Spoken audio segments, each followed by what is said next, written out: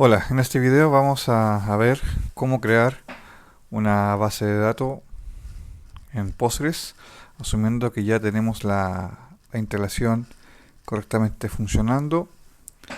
Nos vamos a conectar inicialmente con el cliente para ver qué base de datos existen actualmente creadas.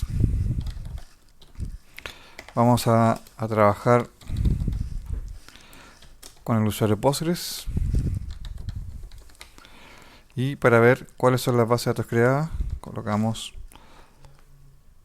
\l. Tenemos esas bases de datos que son las que se instalan por defecto. No las vamos a tocar si queremos que la base siga operando correctamente. ¿Ok? Vamos entonces a crear nuestra primera base de datos con el comando createdb, ¿cierto?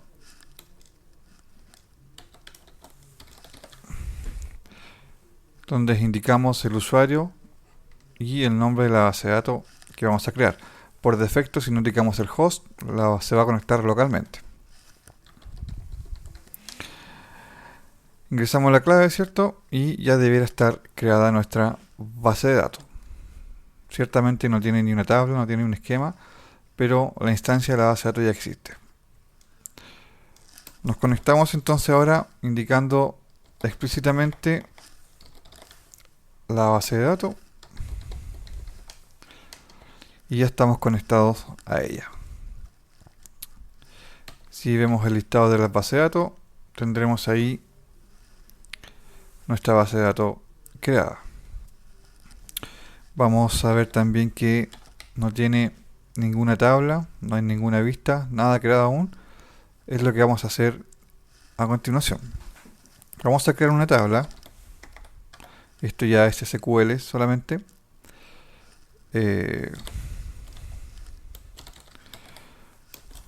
Proteína, por ejemplo, que va a tener una ID que va a ser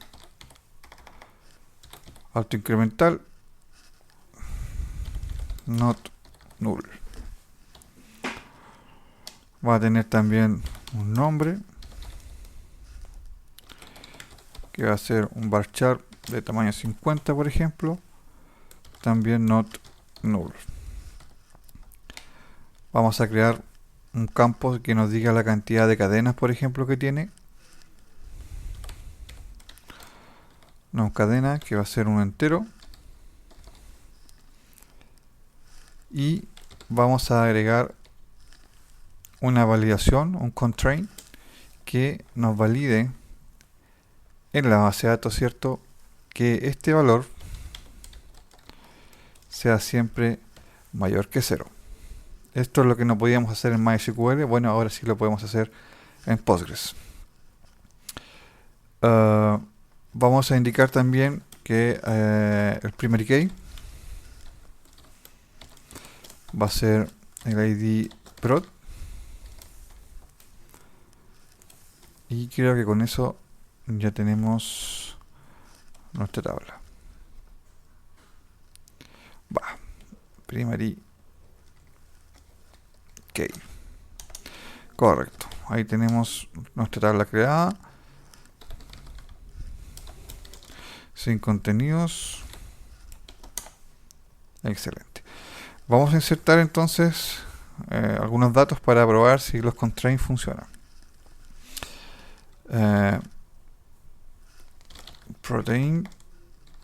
Entonces, el ID prot es serial, por lo tanto aquí no va.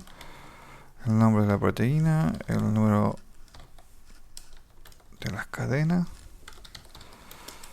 ¿cierto? Vamos a decirle que esta proteína se llama A. Y vamos a insertar un valor que en este caso sea un válido. ¿Ok? Ahora vamos a probar si efectivamente nuestro constraint funciona. Vamos a colocar, por ejemplo, número de cadena 0. Bueno, efectivamente nos alega, ¿cierto? Y no realiza la inserción. Por lo tanto, la única forma, ¿cierto?, que se ingrese es que sea un valor mayor que 0. ¿Ok? Bueno, así creamos la base de datos, creamos el esquema con algunas tablas. De pasadita vimos un constraint, ¿cierto? Para validar directamente en la base de datos el valor de algún campo.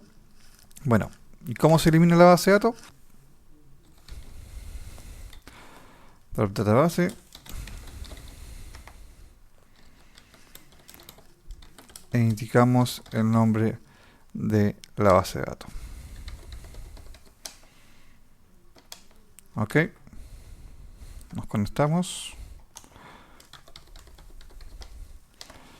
Y verificamos que nuestra base de datos ahora no existe.